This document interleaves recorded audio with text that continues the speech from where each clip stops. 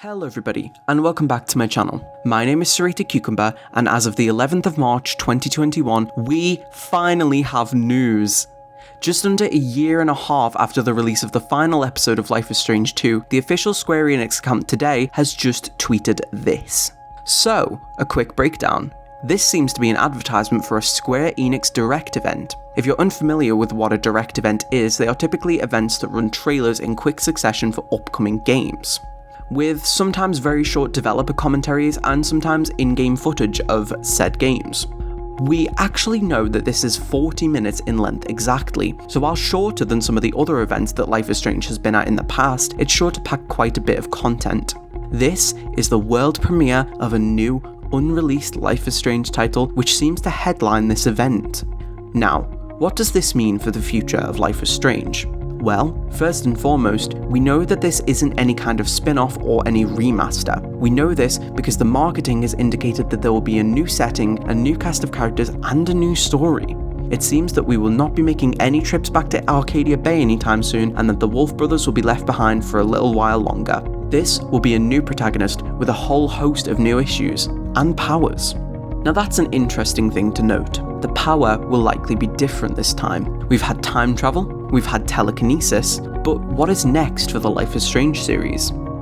I'm honestly not sure. Rachel's weather manipulation subtext comes to mind, but I don't think they'd exactly go down that route again. They could do something interesting with mind control, but something like that would be very difficult to visualize in a game setting without any sort of descriptions or imagery. We'd have to wait, but my money is on something mental related.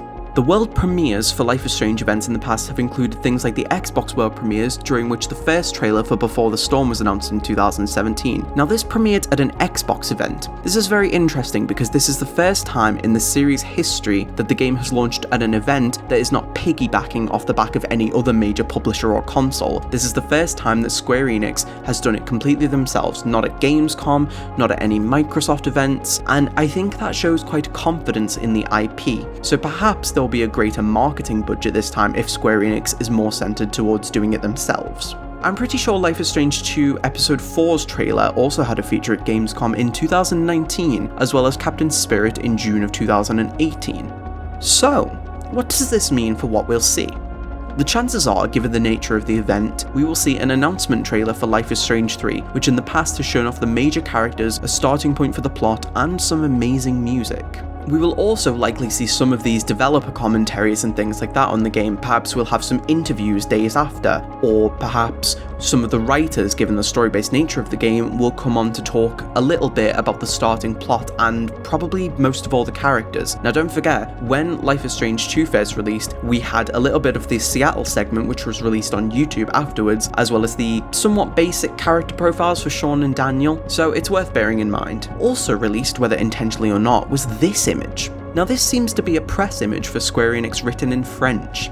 As of yet, no English version of the text has surfaced, though it also lists the reveal date to be the 18th of March, as well as depicting a half-shadowed silhouette of a young woman, who we can only assume is our protagonist for our third mainline adventure in the narrative series.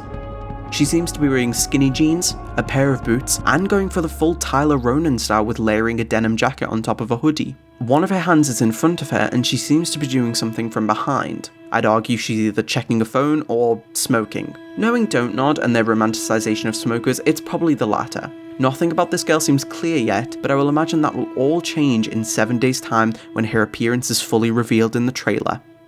So, we can only go wild with speculation from here until March 18th, which is when this event will be hosted. I will leave a link in the description to where the event will be hosted online. Other than this mysterious silhouette and the press release, we have absolutely nothing to go on. One thing I will make a prediction on though is that they'll likely space the game's release window a bit less sporadically than Life is Strange 2, given the negative press about the game due to that fact. I think Square Enix have probably learned their lesson with the marketing. Plus, I did kind of berate them in a video about it and stuff. So, Life is Strange 3.